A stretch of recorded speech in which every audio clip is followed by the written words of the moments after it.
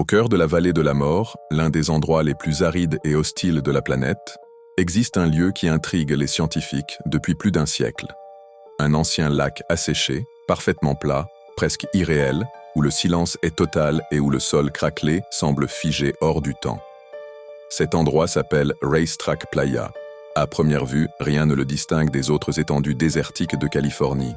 Pourtant, c'est ici que se produit l'un des phénomènes naturels les plus déroutants jamais observés. Des pierres lourdes se déplacent seules, laissant derrière elles de longues traces gravées dans la boue durcie, comme si une force invisible les avait lentement poussées à travers le désert. Les premières observations remontent au début du XXe siècle. Des randonneurs et des géologues remarquent des rochers isolés, parfois très massifs, accompagnés de sillons parfaitement visibles derrière eux.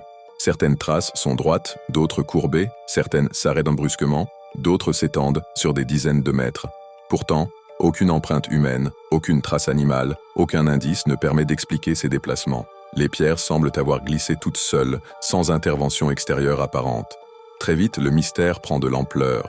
Comment des roches pouvant peser plusieurs centaines de kilos peuvent-elles se déplacer sur un sol aussi plat, sans pente suffisante, sans crue visible, et dans une région où le vent, bien que présent, n'est généralement pas assez puissant pour déplacer de telles masses? Les premières hypothèses scientifiques évoquent des rafales exceptionnelles, mais les calculs montrent rapidement que même des vents violents ne suffiraient pas à faire glisser ces pierres sur un sol sec. Dans les années 1940 et 1950, Racetrack Playa devient un véritable casse-tête scientifique. Certains chercheurs envisagent alors des phénomènes magnétiques. D'autres parlent de vibrations sismiques imperceptibles, capables de provoquer un lent déplacement. Mais aucune mesure ne confirme ces théories. Les pierres ne sont pas magnétisées. Les séismes sont trop rares et trop faibles. Le mystère s'épaissit. En parallèle, le phénomène attire l'attention du grand public. Les théories les plus extravagantes apparaissent. Certains parlent d'interventions extraterrestres, d'expériences militaires secrètes ou même de forces paranormales. Le désert de la vallée de la mort, déjà entouré de légendes, devient le terrain idéal pour nourrir l'imaginaire collectif. Pourtant, malgré toutes ces spéculations, aucune preuve concrète ne vient étayer ces idées. Les scientifiques décident alors d'observer le phénomène sur le long terme. Dans les années 1970, plusieurs équipes marquent certaines pierres avec de la peinture ou des repères discrets afin de suivre leur déplacement au fil du temps. Les résultats sont troublants. Certaines pierres bougent sur plusieurs années, d'autres restent immobiles pendant des décennies. Certaines changent de direction en plein trajet. Parfois, deux pierres proches suivent des trajectoires totalement différentes. Rien ne semble obéir à une logique simple. Un détail intrigue cependant de plus en plus les chercheurs. Les déplacements semblent toujours liés à des périodes bien précises de l'année, souvent après des épisodes de pluie hivernale. Racetrack Playa, bien que généralement sec, peut parfois être recouvert d'une fine couche d'eau lorsque des pluies rares mais intenses surviennent. Cette eau transforme temporairement le sol dur en une surface boueuse et glissante. Mais même cela ne suffit pas à expliquer comment les pierres peuvent se déplacer sans être poussées par une force visible. Il faudra attendre le début des années 2010 pour que la science moderne apporte enfin une réponse crédible. Une équipe de chercheurs décide alors d'installer des caméras haute définition, des stations météo et des balises GPS directement sur certaines pierres. L'objectif est simple, observer le phénomène en temps réel, quelles que soient les conditions. Pendant des mois, puis des années, rien ne se passe. Les pierres restent immobiles, renforçant l'idée que le phénomène est extrêmement rare. Puis, durant un hiver exceptionnellement particulier, tout bascule. Après plusieurs jours de pluie, une fine couche d'eau recouvre Racetrack Playa. Les températures chutent brutalement pendant la nuit, suffisamment pour geler cette mince pellicule.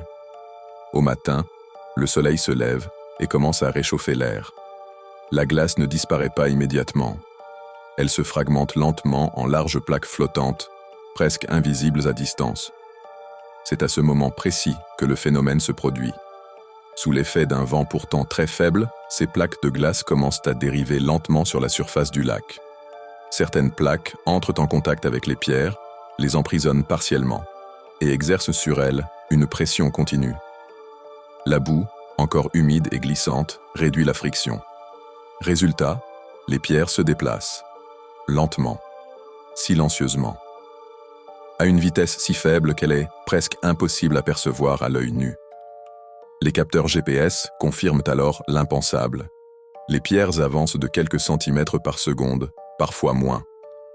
Mais sur plusieurs heures, cela suffit à les déplacer de plusieurs mètres.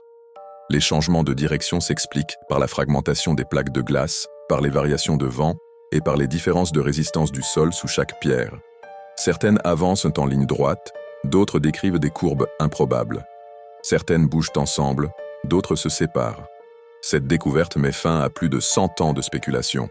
Le mystère n'était ni surnaturel, ni extraterrestre, ni magnétique. Il reposait sur une combinaison extrêmement rare de conditions naturelles. De l'eau, du froid, de la glace fine, une surface parfaitement plate, une boue à faible friction et un vent modéré mais constant. Si l'un de ces éléments manque, rien ne se passe. Voilà pourquoi le phénomène est si difficile à observer et si longtemps resté inexpliqué. Mais même avec cette explication, Racetrack Playa continue de fasciner. Car si la science a compris le mécanisme, elle n'enlève rien à l'étrangeté du phénomène. Voir des pierres massives se déplacer seules dans un désert silencieux reste profondément troublant. Cela rappelle que la nature est capable de produire des phénomènes qui dépassent notre intuition et notre perception immédiate.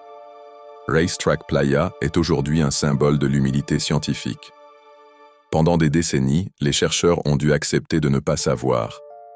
Et lorsque la réponse est enfin apparue, elle n'était pas spectaculaire, ni violente, ni visible à l'œil nu. Elle était lente, discrète, presque invisible. Comme si la nature avait pris plaisir à cacher son secret derrière un mécanisme d'une précision extrême.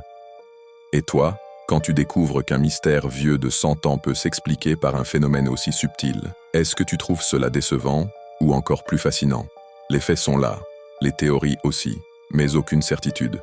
Si tu aimes ces histoires vraies où la science révèle peu à peu les secrets du monde, dis-moi en commentaire ce que tu en penses, laisse un j'aime si ce genre de mystère t'intrigue et abonne-toi pour la suite.